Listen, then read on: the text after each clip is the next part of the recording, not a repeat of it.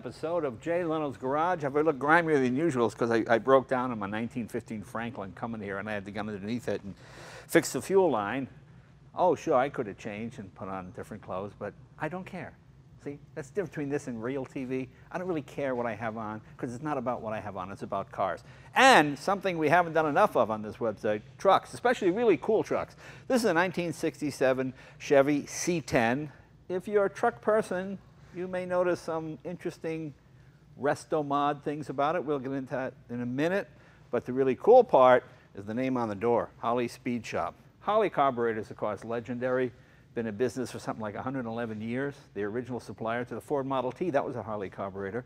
And all the way up through the 50s and 60s, and of course, now fuel injection and performance systems as well. And this is their, for lack of a better word, demonstration truck, I guess. This is the one they take to the shows.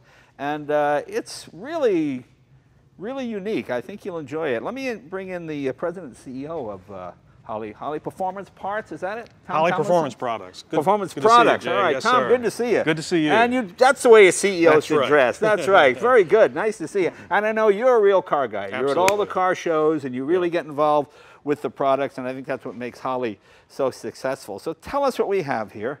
As I said, 67 Chevy C10. That's right. It's our shop truck. Right. And we built this to really act as a rolling showcase for our products.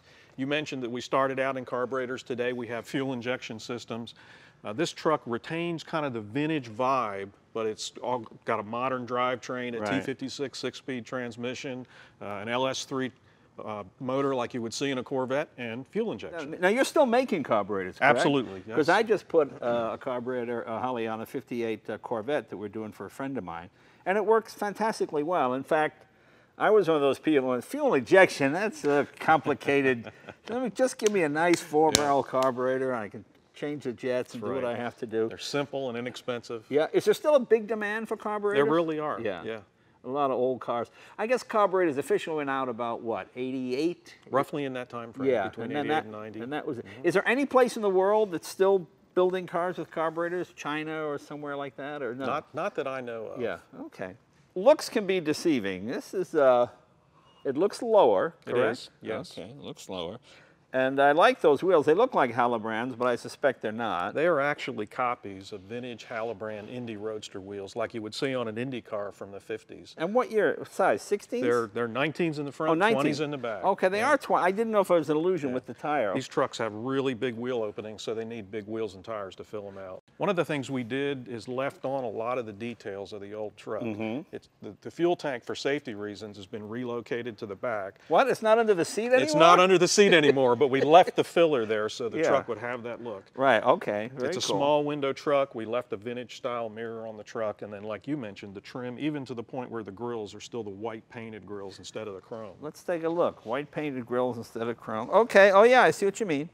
Plus, a lot of people don't realize these trucks were actually, even compared to a modern car, very light, weren't they? They were, yes. I mean, there's no big steel door guard, there's no airbag, none of that. I mean, the door itself is like this thick. Yeah.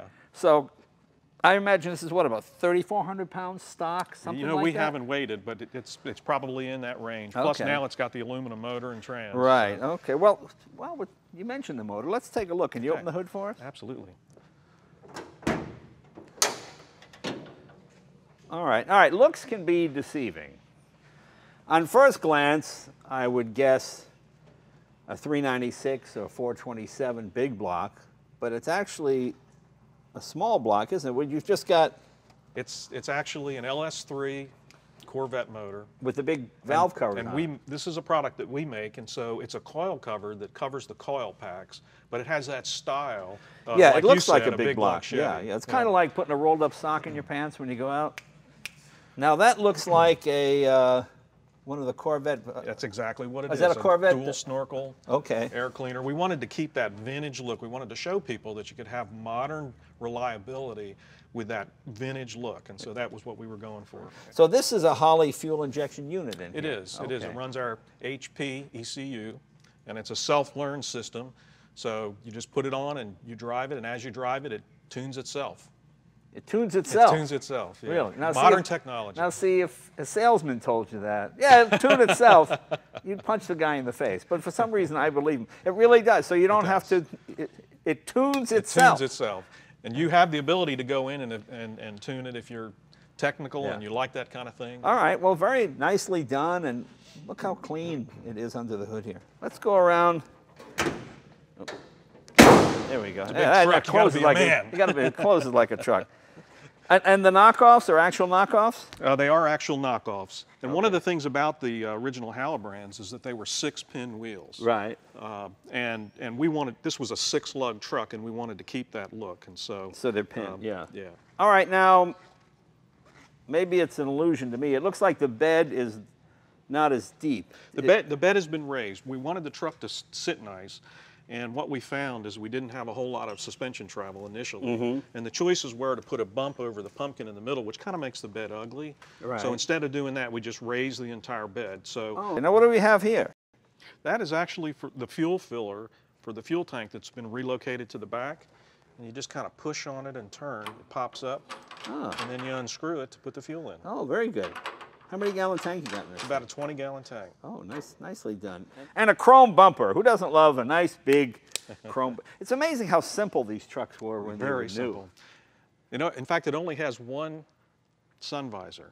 The second sun visor was an option. Oh yeah, well you didn't want to spring for that. Right. Yeah. Let's see. Let's go into the interior of the car. As I said, look how thin this door panel is. It's all metal. Yeah. That's right. It's got the rubber floor mat. Oh, right, rubber floor mat and a proper gear shift. We wanted to keep it very original looking. Yeah. So Original steering column? Original steering column. And thank you for not putting a tilt-away column. Right.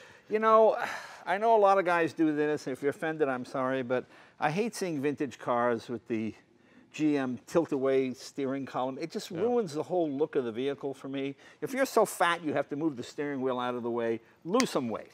That's what I say. And look at that gear shift. It doesn't get more agricultural than that. Is that a Hurst shifter? That is actually a Hurst shifter on a Tremec T56 6-speed transmission. And you've nicely integrated the, these are the vents from Vintage Air. Vintage Air. I know, they look great. How many horsepower is this thing? It's putting down about 500 horsepower to the rear wheels. Okay, so you can run it on pump gas. Scoots, yep. And I like the way you did the lettering in the old school. I mean, I don't know if that was the original old style Holley logo, but it certainly looks like it was. It is. The banner in the center is the old school Holley logo, and then we kind of did a fusion, bringing in the speed and the power, because originally Holley was an OEM carburetor supplier, and we've evolved into a performance and race car part supplier. But it was amazing. Even back in '67, they knew that when websites were invented, theirs would be www.holley.com. I mean, the fact that they knew that then. Well, very nicely done. Let's, can we take it for a ride? Absolutely, let's do it. Let's take it for a ride. Okay, we want to get the whole little block that thinks it's a big block experience. So notice you have a key. There's no fob. You actually put this in, like that. Put that in, and then when you turn that, I see why you don't need the radio. Listen to that. and of course, look at this massive gear shift lever. Fantastic. But you know, actually, this throw is quite nice, and it falls readily to hand, as they say in the European magazine. You're not doing this down here. Come on, let's take it for a ride. I think it's going to be a lot of fun.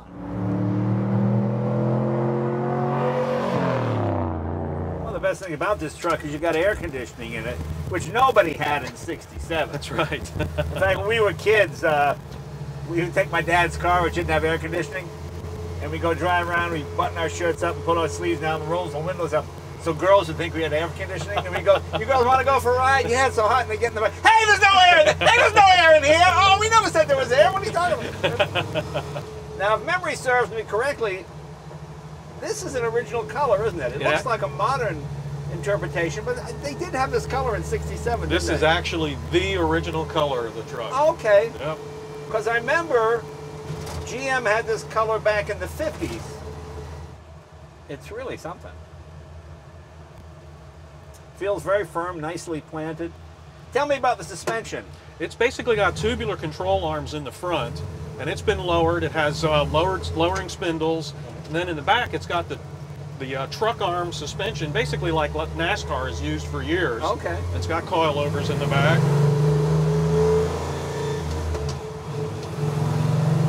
LS motor, a big part of our business, has been making swap parts that make it easy to put LS motors in these old vehicles. Right.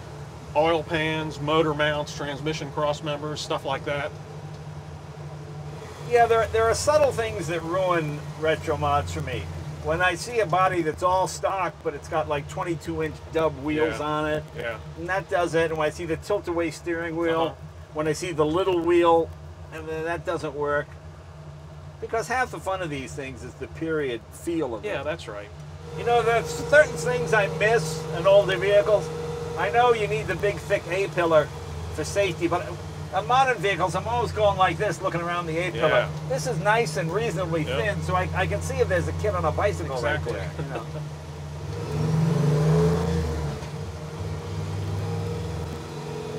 You know something nice about having a vehicle where you don't have to worry about ground clearance? Right. You know, when you drive a lot of the modern cars, especially the European stuff, you're always scraping or you hit a bump, you bottom out, you know? Well, you're not going to bottom out in this thing. That's right. You know, it's funny how 376 cubes, there's certain numerical combinations that just mean a lot to guys of a certain age. 396, 427, 429, 383, 327, 376. I go, what's that? Yeah. Or when you do the liter thing. Yeah, right. There you go. 6.1 liter. Oh, what is that? Let's see, how's that? What is that in the real world? Yeah. What's that in Kentucky? Okay, okay. Right. Yeah.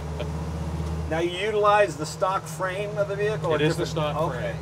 It's C-notched in the rear to give it enough suspension travel. Right. Because, boy, it doesn't rattle or bang or cowl shake or any of that.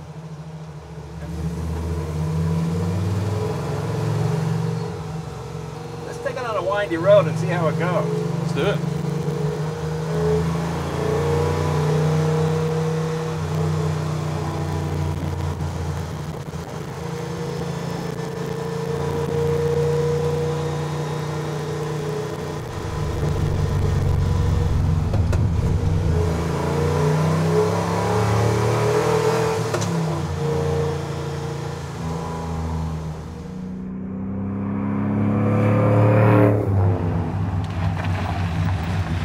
Handles pretty good for a truck. Not bad. Let's take it up the freeway and we'll cruise a little bit, and who knows, maybe we'll do a burnout later. You want to do the burnout? Absolutely. Let's do it. Let's see if it'll do a I don't know if it'll do a burnout. Let's see. It's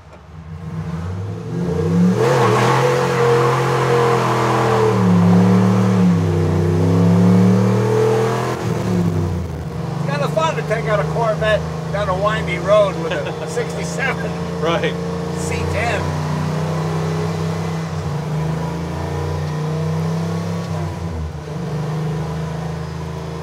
Wow. I mean, at 78 miles an hour, you're turning 2,200 RPM. Yeah. So you must get pretty good mileage in this thing. It gets great mileage. Yeah. So you can go by the highway patrol in this truck and they don't look twice. Right. Even though you have sort of minimal soundproofing, it's still pretty quiet. Yeah. These are pretty rough roads, and it's... these are terrible roads. California's the worst. Well, we're heading back to the shop now.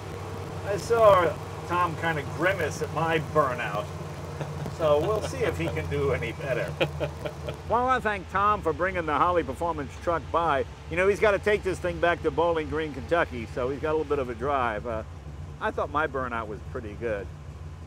I find it hard to believe that the CEO of a major corporation would do a burnout. But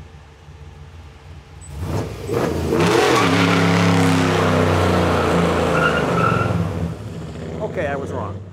See you next week.